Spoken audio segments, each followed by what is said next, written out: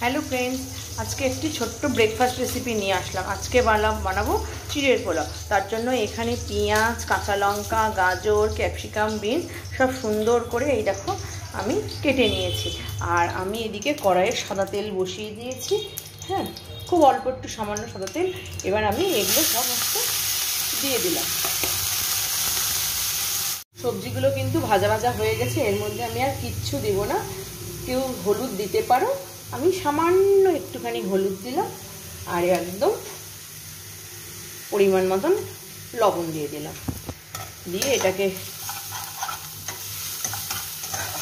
খুব সুন্দর করে নেড়ে,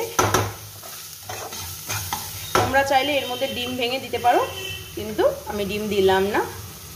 এবার চিড়েটা দিয়ে খুব সুন্দর করে মিশিয়ে নিলেই রেডি চিড়ের পোলাও।